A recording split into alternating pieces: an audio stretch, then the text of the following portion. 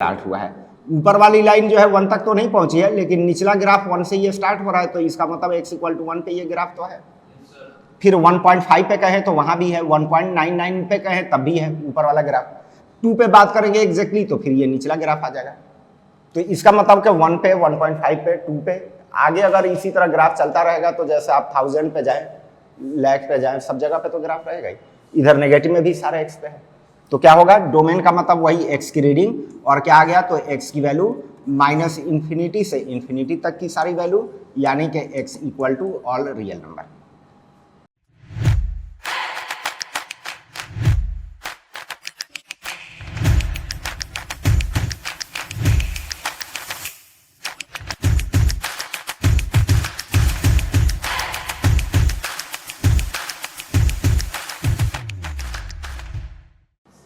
सही है।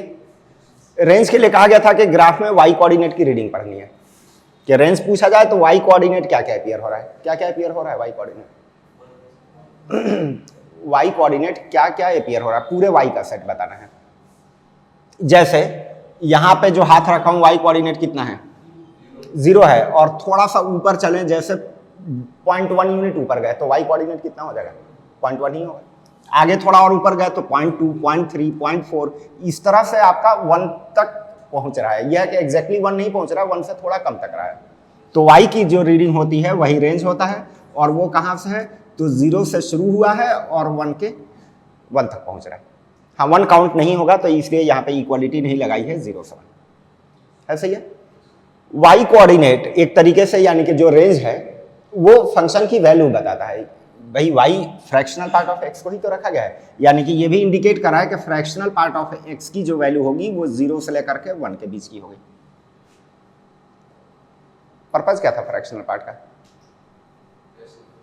हाँ, पर्पस क्या था, मतलब इंडिकेट क्या कर रहा है ये, डेसिमल पार्ट, कि किसी भी नंबर के डेसिमल को ही तो इंडिकेट कर रहा है। भाई वही तो बताया गया था कि जैसे अगर एक नंबर x लिया जाए 2.37, तो हर नंबर में 2 कंपोनेंट है, एक इंटीजर पार्ट कहलाता है और एक डेसिमल पार्ट। तो जो इंटीजर पार्ट है वो तो आपका था ग्रेटेस्ट इंटीजर x, और जो डेसिमल पार्ट था वही तो फ्रैक्शनल पार्ट ऑफ x है। तो ये जो फ्रैक्शनल फंक्शन बनाया गया है वो बेसिकली किसी भी नंबर के डेसिमल की बिहेवियर को स्टडी करने के लिए, यानी कि ये बेसिकली रिप्रेजेंट करता है कि नंबर के डेसिमल वाली वैल्यू को। तो यहाँ पे क्या पता चला कि कोई भी नंबर हो उसके डेसिमल की वैल्यू हमेशा 0 से 1 के बीच में होगी, है। सही है। तीसरी बात, अगर इस फंक्शन के अबाउट पूछा जाए कि क्या ये कंटिन्यूअस है या डिसकंटिन्यूअस है, ये कैसे पहचान बताया गया था,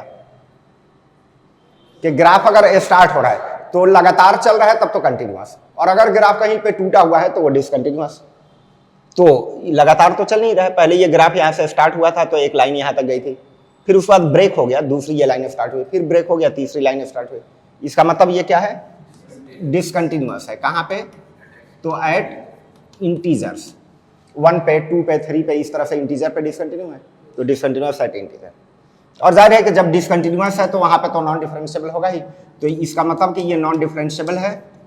कहाँ पे, तो वो भी at non differentiable at x = integer. है, क्लियर है। ठीक है, तब लिख लीजिए इसको। उसके बाद एक छोटा सा जरा सवाल बताइएगा कि जैसे मान लिया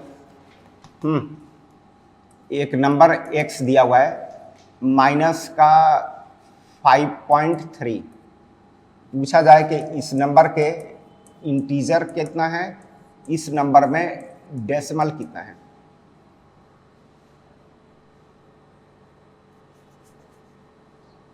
कर लीजिएगा, नोट कर लीजिएगा, बता दीजिए थोड़ा सा इसी को।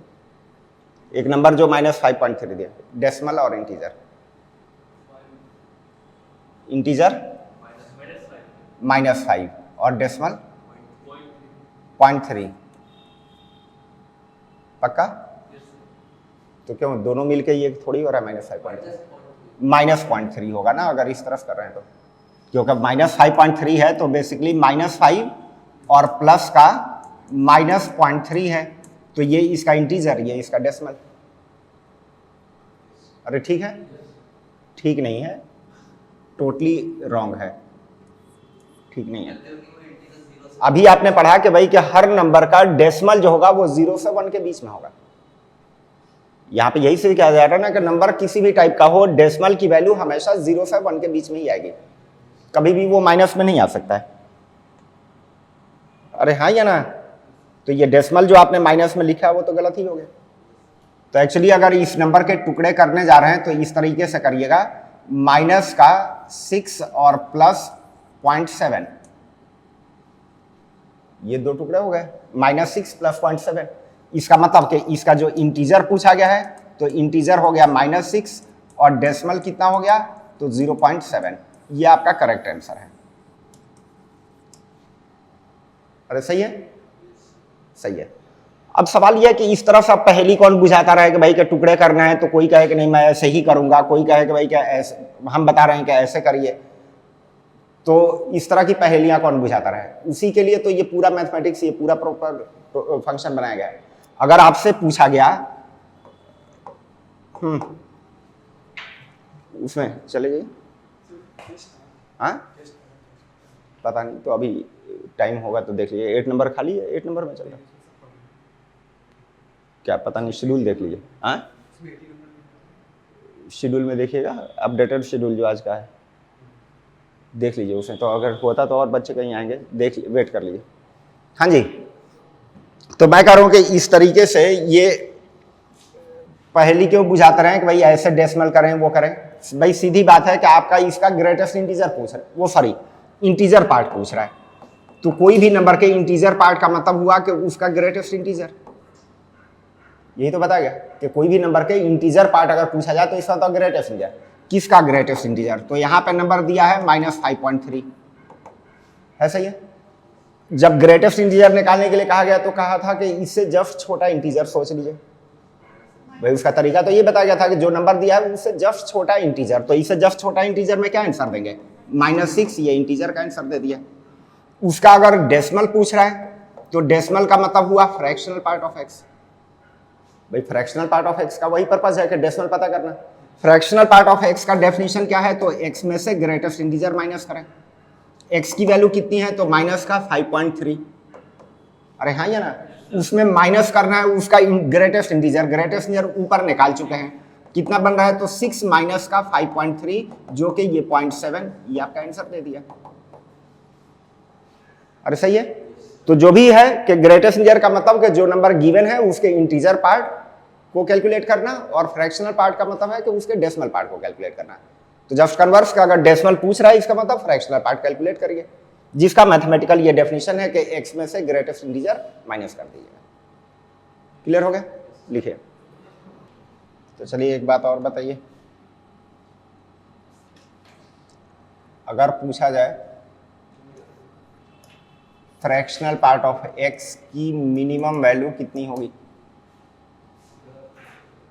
कोई नंबर के डेसिमल की मिनिमम वैल्यू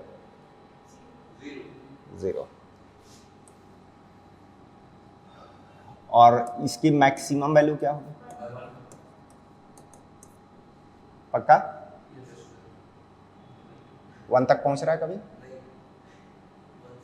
1 तक तो नहीं पहुंच रहा है। क्या लिखा है? 1 से छोटा रहेगा। चलिए कोई नंबर बता दीजिए जिसका डेसिमल 1 हो। डेसिमल तो 1 के बराबर तो नहीं होगा ना, 0.99, मतलब 1 तक तो नहीं पहुंचेगा। तो ये जो 1 लिखा है वो तो गलत है। फिर 1 से थोड़ा छोटा, अब 1 से छोटा 0.99, ये भी पक्का है? क्यों? तो फिर ये वाले में क्या दिक्कत है? ये वाले में क्या दिक्कत है?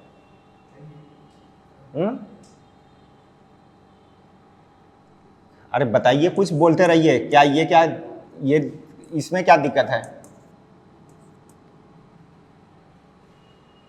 उससे बड़ा ले लिया। तो देखिए एक आइडिया तो है कि 1 से थोड़ा छोटा है, लेकिन 1 से थोड़े छोटे ऐसे अनगिनत नंबर लिखे जा सकते हैं। क्या उनमें से कभी बता सकते हैं कि भाई कि ये वाले नंबर ही मैक्सिमम वैल्यू हो सकता है? कभी बताना पॉसिबल नहीं है। आंसर होगा कि फ्रैक्शनल पार्ट ऑफ एक्स का मैक्सिमम ये बताना पॉसिबल नहीं है, ये उसका सही आंसर है कि मैक्सिमम ये कभी बताना पॉसिबल नहीं है। और ये बात सिर्फ इसी की बात नहीं हो रही है, कोई भी एक सपोज करिए एक वेरिएबल हमने लिखा है t और इसके बारे में कहा गया कि भाई कि ये 3 से बड़ा है और 5 से छोटा है। कोई एक वेरिएबल t के बारे में बात कर रहा हूँ जो इस फॉर्म में हमने लिखा है कि 3 से बड़ा 5 से छोटा। अब इसके अगर पूछा जाए कि मिनिमम वैल्यू कितना है तो मिनिमम तो आप बता देंगे 3, लेकिन अगर वही पूछा जाए कि t का मैक्सिमम कितना है तो मैक्सिमम का एक आइडिया तो है हमें कि 5 से थोड़ा छोटा है, लेकिन छोटे तो कई सारे नंबर होंगे, एग्जैक्ट क्या वैल्यू हो सकता है वो तो नहीं बताया जा सकता है। जवाब यही दिया जाएगा कि दैट इज नॉट डिफाइंड। अरे हाँ या ना, अगर सपोज करिए कि कोई इस तरह से लिखा हुआ है कि t की वैल्यू 5 से बड़ी है 7 से कम है। अब इसका अगर पूछा जाए कि मैक्सिमम कितना है तो मैक्सिमम तो 7 बताया जा सकता है, लेकिन मिनिमम कितना है तो जस्ट एक आइडिया है कि 5 से ज्यादा, लेकिन कितना है वो नहीं बताया जा सकता है। तो आंसर दिया जाएगा कि again that will not defined, यानी कि वो बताना पॉसिबल नहीं है। क्लियर है? चलिए लिखिए इसको।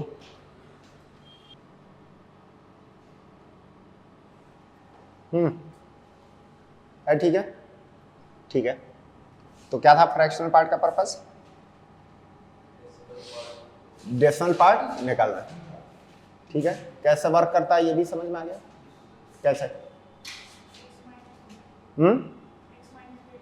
एक्स माइनस ग्रेटेस्ट इंटीजर, यानी कि ऐसे कह लीजिए कि उस नंबर में से उसकी ग्रेटेस्ट इंटीजर माइनस कर दें, ग्रेटेस्ट इंटीजर, या कह लीजिए कि उसका इंटीजर पार्ट माइनस कर दें। अब कितना इंटीजर पार्ट माइनस करना है तो वो तो डिपेंड करता है कि एक्स क्या दिया हुआ है। तो वही बताया गया कि अगर कोई एक्स 3 से बड़ा है 4 से छोटा है तब उसका डेसिमल निकालना है। तो क्या करेंगे कि एक्स में से 3 माइनस कर देंगे। भाई 3 से 4 के बीच में जो भी नंबर है तो उसके इंटीजर वाली वैल्यू है 3, तो क्या करना है उस नंबर में से 3 माइनस कर देना है। जैसे 3.7 का डेसिमल कितना आएगा? 0.7। कैसे आया? 3 माइनस कर दिया। 3.8 का डेसिमल निकालना हो, अगेन 3 माइनस कर दीजिए। 3.989 का निकालना हो, 3 माइनस कर दीजिए। तो जितने भी नंबर 3 से एक्सीड कर रहे हैं और 4 से छोटे हैं तो उसके डेसिमल कैलकुलेट करना है, तो उसका मतलब कि उसमें से 3 माइनस कर दीजिए। ये पूरा उसका प्रॉपर डिफाइन किया गया। चलिए, तो मेरे ख्याल से एक छोटा सा सवाल ये भी बता दीजिए। अगर मैं सवाल आपसे पूछता हूं कि फाइंड द डेसिमल ऑफ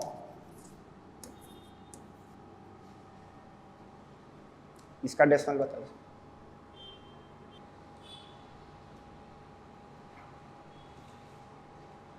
जल्दी बता दीजिए। डेसिमल क्या?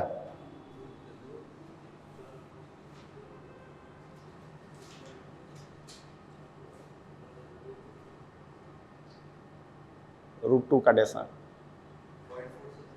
0.414 डेसिमल 0.414 ये बता रहे हैं, पूरा यही है, मतलब ये पूरा है। चलिए मतलब आपने निकाला, ये करूं कि ये पूरा पूरा है या और आगे भी है? आगे भी हैं कि तो वो क्या गायब कर दिए हैं? मतलब आगे तो है, कुछ है ये पता है ना, तो उसको गायब कर दिए हैं। तो कहाँ गायब कहाँ कर दिया जाए? मतलब क्या वो जिंदगी भर के लिए वो खत्म ही कर दिया जाए? फिर तब इसी बात को मान लें कि भाई कि √2 जो होता है वो 0.414 ही मान लिया जाए एग्जैक्टली। कह दिया जाए भाई आगे कुछ होता है तो उसको अब हमेशा के लिए मैथमेटिक्स से खत्म कर दिया गया है। अब जाहिर है वो तो एक अप्रोक्सीमेशन के लिए तो हम ये काम कर लेते हैं कि भाई कि आगे की वैल्यू को नहीं बता रहे हैं, लेकिन हकीकत तो वो नहीं है ना। हकीकत तो ये है कि भाई आगे भी हैं, अब कितना है उसको खत्म भी तो नहीं किया जा सकता है भाई, उस वैल्यू की भी तो कोई इंपॉर्टेंस होगी। तो यहाँ पे यही तो सिखाया जा रहा है कि भाई फ्रैक्शनल पार्ट यानी कि किसी नंबर का डेसिमल कैसे कैलकुलेट करें। देखिए कैसे कैलकुलेट करें, एग्जैक्ट वैल्यू ही हम बता रहे हैं कितना होगा। तो इस नंबर के बारे में पता चल गया कि क्या ये नंबर 1 से बड़ा है और 2 से छोटा है। तो क्या कहा गया कि अगर कोई नंबर 1 से 2 के बीच है तो उस नंबर में से -1 कर दीजिए, हो गया बात खत्म। बताइए कुछ इसमें से हटाया है क्या मैंने? हटाया तो नहीं है ना। डेसिमल की क्वांटिटी पूछ रहा था, ये भी तो नहीं है कि बिल्कुल हम डेसिमल में लिखें ही, ये एक्यूरेट है पूरा, कि इसमें से तो कुछ हटाया नहीं गया। हाँ, जिसको डेसिमल में जरूरत होगी वो अपना निकालता रहे। भाई हमने एक्यूरेट आंसर तो दिया ना, कुछ भी तो उसने ट्रंकेट तो नहीं किया। अरे हाँ, ये ना। अब जैसे अगर मैथमेटिक्स में हमें इससे आगे कैरी करना है, इसके डेसिमल की वैल्यूज को लेकर के चलना है, तो अब ये तो नहीं कि कुछ पार्ट को हम हटा के तभी चले, ये उसकी एग्जैक्ट वैल्यू आ गई, अब इसी को लेकर प्रोसीड कर जाइए। आप अगर आंसर √2 में दे रहे हो, कोई मना करेगा तब की बात है ना, जिसको डेसिमल में चाहिए होगा वो निकाल लेगा। तो एक तरीके से यही पूरा प्रॉपर बता रहा है कि किसी भी नंबर की डेसिमल कैसे कैलकुलेट की जाए। तो जैसे ही पता चला कि वो नंबर 1 से बड़ा है तो उस नंबर में से 1 माइनस कर दीजिए। अगर जैसे मैं आपसे पूछता हूं कि भाई क्यूब रूट ऑफ 10 की डेसिमल बताइए कितना है, क्यूब रूट ऑफ 10 का डेसिमल, तो हमें पता है कि भाई कि cube root of 10 in fact cube root of 8 से बड़ा कोई नंबर है। 8 का जिक्र इसलिए किया क्योंकि हम क्यूब रूट 8 जानते हैं नहीं, और यह भी पता है कि यह क्यूब रूट ऑफ 27 से छोटा नंबर है, यानी कि क्यूब रूट ऑफ 10 की वैल्यू इनफैक्ट 2 से बड़ी और 3 के बीच का है। अब कहा गया कि कोई नंबर के बारे में पता चल गया कि वो 2 से बड़ा है, तो उसका डेसिमल कैसे निकालेंगे, तो उस नंबर में से 2 माइनस करिए और बस दे दीजिए आंसर। अरे ठीक है, तो ये एक तरीके से डिफाइन ही किया गया ये फंक्शन कि किसी नंबर के डेसिमल को हम कैसे कैलकुलेट करें। ये हमने बता दिया कि भाई कि उसमें से दिस नंबर -2 आंसर हो गया। क्लियर हो गया? लिख लीजिए। √5 का बता दीजिए। √5 में से क्या होगा, तो 2 से बड़ा नंबर है, तो 2 से बड़ा है तो √5 - 2। अरे हाँ, ये ना, √5 का डेसिमल पूछा जाए तो इस नंबर में से उसका इंटीजर माइनस कर दीजिए। पता है कि ये 2 पॉइंट समथिंग है, तो इस नंबर में से 2 को माइनस कर दीजिए, हो गया आंसर। √5 में से माइनस कर दीजिए 2। अरे ठीक है, ये क्या कर दिया,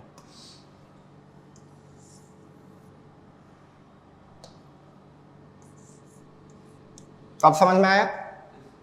ये भी समझ में आ गया कि इससे फिलहाल काम चलाया जा रहा था, ये नहीं कि वो एग्जैक्ट वैल्यू है, और ऐसा नहीं कि इतनी सारी वैल्यूज को हम जो है कि एलिमिनेट कर दें। भाई जब आप एडवांस मैथमेटिक्स में जाते हैं तो आपको डेसिमल की कई प्लेसेस तक पता चला कि आपको उसको स्टडी करना होता है, उसकी वैल्यू को यूज करना होता है।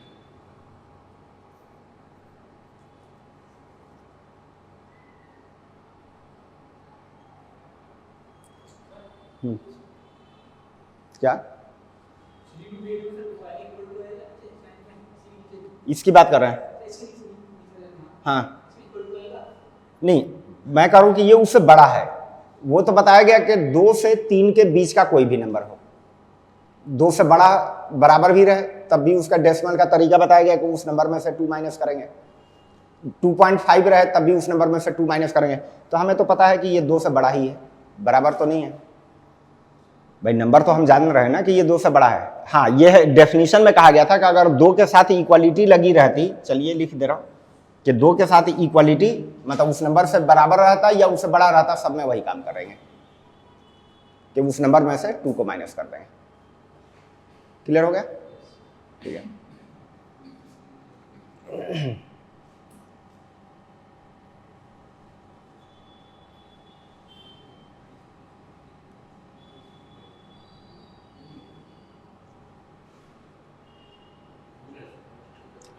हो गया? हटा दें? ठीक है, तो अब कुछ आता है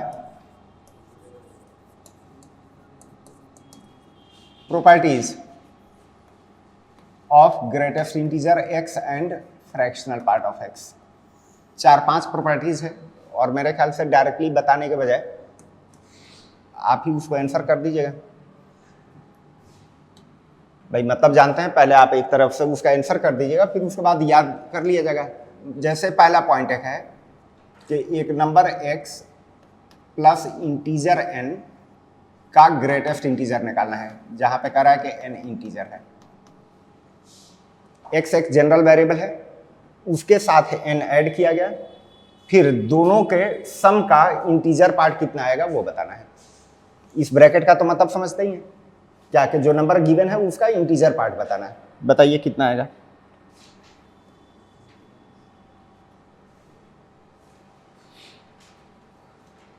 पहले मुद्दा समझ में आया क्या है?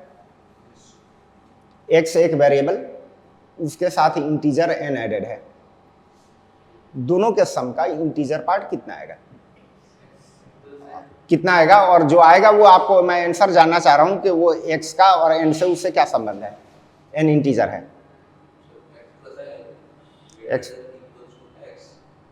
मतलब मेरा सुनिए, जैसे एग्जाम्पल के लिए मान लिया कि मैंने कहा यहाँ पे कि जैसे एक आर्बिट्रेरी वेरिएबल लिया 2.3, उसमें 4 ऐड करके और देन इसका इंटीजर निकालना है।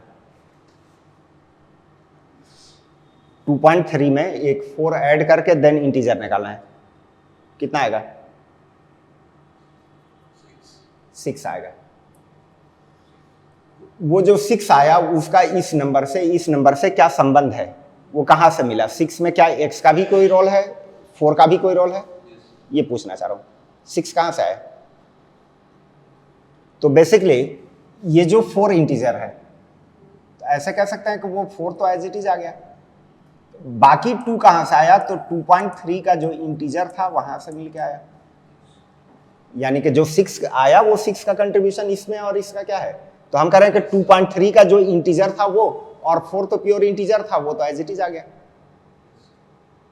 अरे हाँ, ये ना कि एक आर्बिट्रेरी वेरिएबल x है, साथ में एक इंटीजर n एडेड है, पूछा गया कि दोनों के सम के बाद कितना इंटीजर आएगा।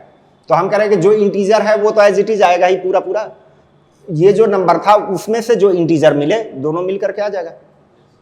यानी कि क्या रूल निकला कि x प्लस n का ग्रेटेस्ट इंटीजर निकालना है, तो x का जो इंटीजर पार्ट है वो लिया जाएगा और plus n as it is ले लिया जाएगा। अरे सही है। और देख लीजिए, जैसे मेरे कहने का मतलब है कि एक नंबर देता हूं 5.79 और इसमें 3 ऐड करके और देन पूछूं कि इसका ग्रेटेस्ट इंटीजर कितना होगा, 8 होगा। 8 में इसका क्या रोल है, इसका क्या रोल है? तो हम करेंगे भाई 3 तो प्योरली इंटीजर था, वो तो एज इट इज आ गया, बाकी 5.79 में से जो इंटीजर निकलेगा वो दोनों मिलके ही तो आपका आंसर आएगा। 5 यहां से और 3 वहां से मिलकर के कितना दे देंगे, 8। अरे क्लियर है? क्लियर है। तो ये रूल क्या बता रहा है कि अगर ग्रेटेस्ट इंटीजर के अंदर कोई इंटीजर एडेड है तो उसको एक तरीके से बाहर निकाल सकते हैं। है क्लियर? अच्छा, अगर x के साथ, एक मिनट, कोई इंटीजर n मल्टीप्लाई है और देन उसका ग्रेटेस्ट इंटीजर पूछे तब क्या होगा? क्या ऐसे कर लें, n i इंटू एक्स का ग्रेटेस्ट इंटीजर। फिर यहां पे मुद्दा क्या है सुनिए, x कोई एक नंबर है, जनरल आर्बिट्रेरी वेरिएबल है, उसमें कोई इंटीजर n का मल्टीप्लाई है। अब पूरे मल्टीप्लाई में से कितना इंटीजर मिलेगा ये जानना चाह रहे हैं। तो हम कह रहे हैं कि x के इंटीजर में पार्ट निकालें और उसका n से मल्टीप्लाई कर दें। जैसे मेरे कहने का मतलब है कि एक नंबर 2.3 है, उसका मान लिया कि 3 से मल्टीप्लाई करके पूछा गया कि कितना इंटीजर होगा। तो हम कह रहे हैं कि भाई 2.3 का इंटीजर निकालें और उसी को ट्रिपल कर दें। अरे हाँ, कितना आ जाएगा 2.3 का इंटीजर 2 और उसका 3 मल्टीप्लाई कर दिया, आंसर आपका 6 आ जाएगा। मैं पूछ रहा हूं क्या सही है? नहीं है सही, ये बात सही नहीं है। क्योंकि सुनिए, जैसे 2.3 को आप 3 से मल्टीप्लाई कर रहे हैं तो पता है कि 2.3 का मतलब 2 और प्लस 0.3 है, उसमें मल्टीप्लाई कर रहे हैं 3 का, तो 3 से 2 का भी मल्टीप्लाई होगा और 3 से 0.3 का भी मल्टीप्लाई होगा। तो 3 से 2 का मल्टीप्लाई हुआ तब तो इंटीजर 6 बना, वो तो आएगा ही आएगा। फिर इससे जब इसका मल्टीप्लाई होगा तो वो भी तो कुछ इंटीजर दे सकता है, यानी कि 3 से जब उसके डेसिमल का मल्टीप्लाई होगा तो वो भी तो कुछ इंटीजर दे सकता है ना। अरे हाँ, ये ना, तो इंटीजर वाला भी तो ला करके इसमें ऐड किया जाएगा। हाँ, ये जो हमने एग्जाम्पल दिखाया वो इसका डेसिमल ऐसा था कि जिससे 3 मल्टीप्लाई किया तो 0.9 बना, इंटीजर नहीं बना। लेकिन इतना तो समझ में आ गया कि अगर डेसिमल कुछ अलग होता, फॉर एग्जाम्पल 0.7 होता, तो 0.7 होता तो उसका भी 3 टाइम्स होता, और 3 टाइम्स जब करते तब हो जाता 2.1। तो 6 ये वाला तो मिलता ही, और 2.1 वाले से भी तो 2 मिलता है। अरे हाँ, ये ना। तो इसका मतलब कि ये हमारा अगर यहां पे n एडेड है तब तो n बाहर निकाल सकते हैं, लेकिन मल्टीप्लाई में है तब आप n बाहर नहीं निकाल सकते हैं। रीजन समझ में आ गया?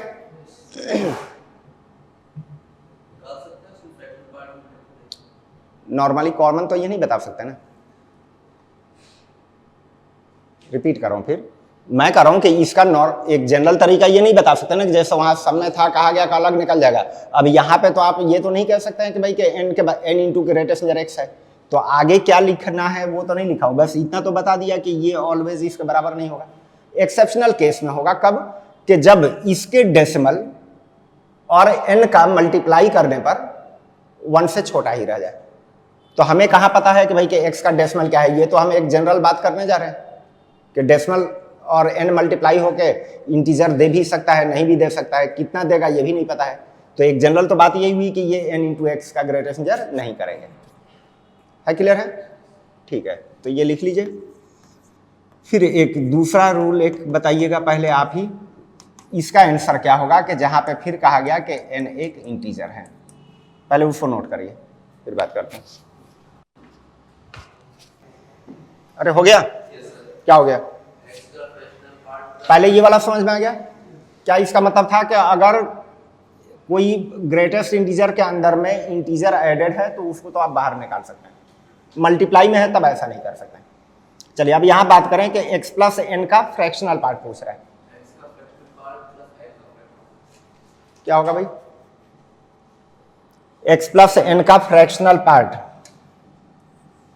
चलिए आप बात तो सही कर रहे हैं, अब आगे भी बता दीजिए n का फ्रैक्शनल पार्ट कितना होगा? n इंटीजर लिखा तो है, इंटीजर है, फिर क्या होगा? तो x का फ्रैक्शनल पार्ट हो जाएगा। बिल्कुल सही है भाई। इसका मतलब था कि दोनों के सम का डेसिमल कितना आएगा। ये नंबर क्या, ये ब्रैकेट का मतलब क्या है कि डेसिमल क्या है कि x एक जनरल वेरिएबल है, उसके साथ n ऐड है, कह रहा है कि दोनों ऐड करने के बाद डेसिमल कितना आएगा। तो भाई n जब प्योरली इंटीजर है तो इसका डेसिमल में तो कोई चेंज होगा नहीं, डेसिमल में कोई रोल है नहीं, तो x का जो डेसिमल होगा वही तो आ जाएगा। क्या कोई इंटीजर इसमें ऐड करने से क्या इसके डेसिमल में कोई बदलाव कर सकता है? नहीं ना।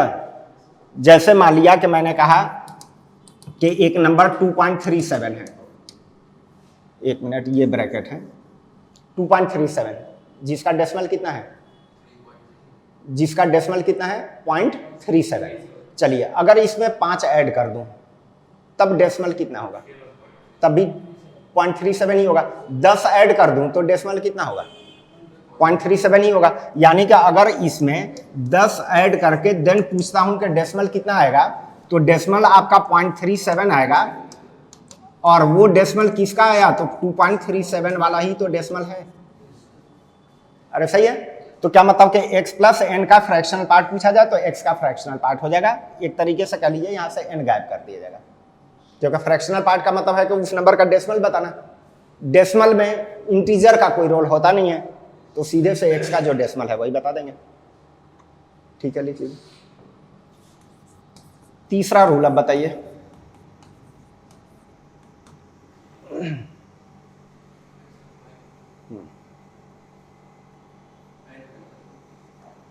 क्या उसमें और इसमें क्या फर्क है?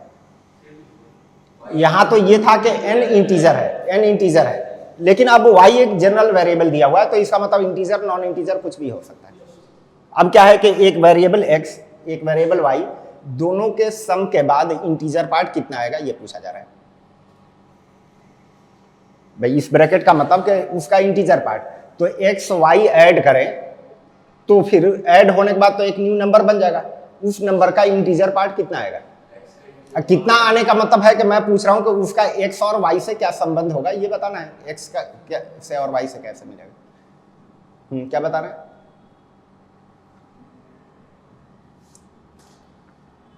नोट करते जाइए, पहले इसको नोट करिए फिर आगे बढ़ते हैं। ये 2 पॉइंट क्लियर हो गया? क्लियर भी हो गया या सिर्फ नोट ही कर लिए? हो गया?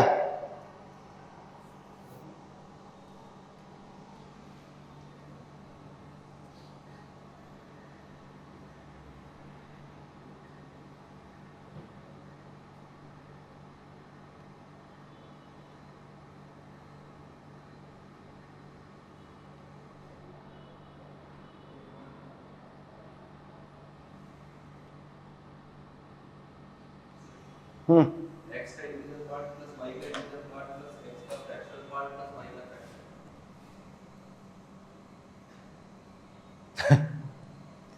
x का फ्रैक्शनल पार्ट प्लस y का फ्रैक्शनल पार्ट प्लस x का इंटीजर पार्ट प्लस y का इंटीजर। वो तो बात वही हो गई।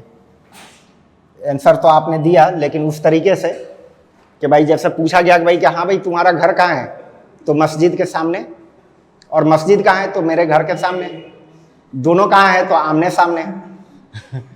तो आंसर तो आपने दिया सही, लेकिन फिर वो है कि आंसर वो कोई हल नहीं निकला। आपने कहा x प्लस y का ग्रेटेस्ट इंटीजर, तो आपने कहा कि x का ग्रेटेस्ट इंटीजर प्लस y का ग्रेटेस्ट इंटीजर, यही बताया ना, प्लस x का डेसिमल प्लस y का डेसिमल।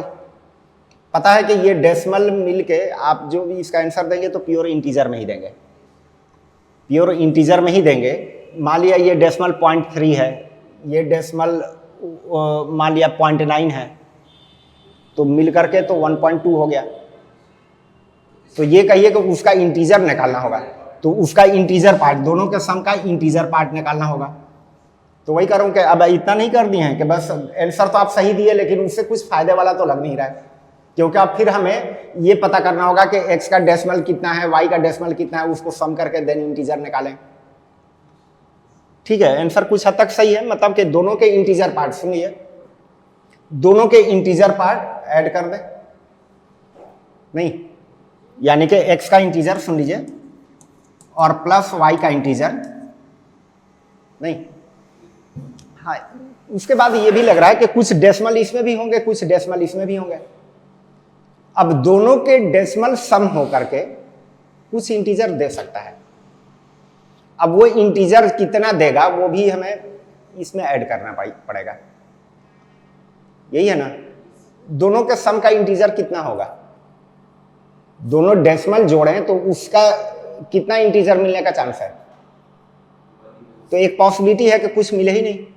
जैसे एक का डेसिमल मान लिया 0.2 है, दूसरे का डेसिमल 0.5 है, दोनों ऐड हुआ मिलके कितना हुआ 0.7 हुआ, तो कोई इंटीजर तो मिला ही नहीं, यानी कि तब तो x का ग्रेटेस्ट इंटीजर प्लस y का ग्रेटेस्ट इंटीजर ही रह जाएगा। समझ में नहीं आया? फिर सुनिए, x और y दो वेरिएबल है, दोनों के सम का इंटीजर पूछ रहा है, तो हम कह रहे हैं कि x का इंटीजर प्लस y का इंटीजर, नहीं प्लस उनके डेसिमल से भी कुछ इंटीजर मिलने का चांस लग रहा है, लेकिन ऑलवेज उनके डेसिमल से इंटीजर तो बनेगा नहीं, क्योंकि हो सकता है कि दोनों का डेसिमल ऐड होकर 1 से छोटे ही रह जाए। तो इसका मतलब कि सिंपली यही वाला अब आंसर हो जाएगा, यानी कि this will be equal to this, कब के जब x का डेसिमल और y का डेसिमल दोनों ऐड होकर और 1 से छोटा ही रह जाए, तब तो इतना ही रह जाएगा। है क्लियर?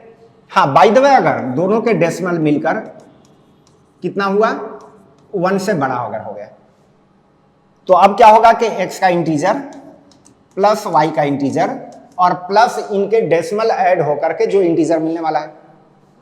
पता है कि डेसिमल जो ऐड होकर के इंटीजर मैक्सिमम 1 तक ही मिल सकता है, क्योंकि दोनों के डेसिमल अगर ऐड हुए, जैसे एक का डेसिमल मान लिया 0.9 है, दूसरे का भी 0.9 है, तो ऐड होगा तो 1.8 होगा, तो 1.8 से इंटीजर तो 1 ही मिलेगा ना, दोनों के डेसिमल मिलके कभी 2 तो बन नहीं पाएगा। तो दोनों का इंटीजर और प्लस 1 होगा कि जब इन दोनों के डेसिमल 1 से एक्सीड कर जाए। है क्लियर है? लिख लीजिए। अब एक चौथा रूल लिख लीजिएगा, बस हो गए, चौथा लास्ट ही है। ये क्या बता रहा है कि किसी नंबर के ग्रेटेस्ट इंटीजर से उसके नेगेटिव का ग्रेटेस्ट इंटीजर जोड़े क्या आएगा। कोई भी नंबर के ग्रेटेस्ट इंटीजर से उसके नेगेटिव का ग्रेटेस्ट इंटीजर जोड़ा जाए, -1। बढ़िया पहचाना भाई। जैसे कोई एक नंबर मान लिया 2.3 है, कहा गया कि उसी के नेगेटिव का ग्रेटेस्ट इंटीजर जोड़िए। 2.3 का तो 2 बन गया और इसका कितना बन जाएगा -3, और जोड़ के कितना आ गया -1। अगर सपोज करिए 2.4 के साथ जोड़ते तब 2.4 रखते तब भी ये 2 और -3 -1। तो एक मिनट सुनिए, तो greatest integer of x plus उसी के नेगेटिव का ग्रेटेस्ट इंटीजर का आंसर -1 होगा, लेकिन तब के जब x इंटीजर ना हो। एक्सेप्शनली इंटीजर के केस में इसका आंसर 0 होगा। जैसे x की जगह 2 लिया जाए तो 2 के ग्रेटेस्ट इंटीजर से माइनस 2 का ग्रेटेस्ट इंटीजर जोड़ें तब तो 0। तो इंटीजर के केस में 0, अदरवाइज बाकी सारे केसेस में -1। क्लियर है? ठीक है, तो यही 4 रूल्स इसको याद रखना है। इस पे क्वेश्चन अभी आएंगे, काफी सारे क्वेश्चन बनते हैं, ये 4 पॉइंट के तौर पे याद रख लीजिएगा। कौन? नहीं पता है, नहीं करोगे, वो तो डिपेंड करता है ना कि n क्या दिया है, x का डेसिमल कितना बन रहा है। तो रूल तो वो बनाते हैं कि जहां पे फिक्स हो जाए कि भाई ये काम करेगा, जहां फिक्स हो जाए कि ये आंसर आने वाला है वहां पे तो रूल काम करेगा, बनाते हैं। जहां कुछ फिक्स ही नहीं है तब ये थोड़ी कहेंगे कि भाई ये आया तो ये आंसर, ये आया तो ये आंसर, आप सैकड़ों लिखते जाए। आप खुद सोचिए भाई, जैसे अगर इसका डेसिमल 0.1 है और इसकी वैल्यू अगर मान लिया कि 1000 के करीब दे दी जाए, तो 0.1 में 1000 का मल्टीप्लाई हुआ तब तो उससे 100 आपका इंटीजर आ गया। अरे हाँ, ये ना, कभी वही 0.1 में इसकी वैल्यू लाख दिया जाए तब तो 10,000 आ जाएगा। तो ये बस सिर्फ ये कहा गया कि ये इतने के बराबर नहीं होगा। रीजन समझाया गया क्या है कि जो भी इसका इंटीजर पार्ट है उसका n टाइम्स तो आएगा, डेसिमल का भी n टाइम्स बनना है, लेकिन डेसिमल के जब n टाइम्स करेंगे तो वो भी इंटीजर कंट्रीब्यूट करेगा, और वो कितना आएगा वो तो डिपेंड करता है कि x का डेसिमल कितना है, n क्या दिया गया है। तो बस ये बताएगा कि ये इसके बराबर नहीं होगा, ये नहीं लगाना है, ये लग जाएगा। क्या ये वाला? देखिए सवाल क्या था कि इसको और इसको जोड़ें तो दोनों के सम का इंटीजर कितना आएगा। तो मैंने कहा कि x का इंटीजर प्लस y का इंटीजर, फिर दोनों के डेसिमल से भी तो कुछ इंटीजर आ सकते हैं, क्योंकि डेसिमल डेसिमल आपस में मिलेंगे तो वो जुड़ के तो इंटीजर दे सकता है। अब क्या दे सकता है, क्या कभी 5 दे सकता है? तो पता है कि एक का डेसिमल मैक्सिमम कितना होगा, जैसे 0.9 मान लिया, दूसरे का डेसिमल भी 0.9, दोनों ऐड हुआ कितना हुआ 1.8। 1.8 से इंटीजर कितना मिलेगा, 1 ही मिलेगा, क्योंकि दोनों का डेसिमल ऐड होकर 2 से तो एक्सीड कर नहीं सकते हैं, रहेगा तो 2 से छोटा ही, और 2 से छोटा रहेगा तो उसमें इंटीजर हमेशा कितना आएगा, 1 ही आएगा ना। वही कहा गया कि 1 ऐड कर दिएगा। अरे क्लियर है? क्लियर है, ठीक है। तो इन पॉइंट्स को याद करिएगा, अब इस पे क्वेश्चंस बनेंगे उन पे बात करेंगे।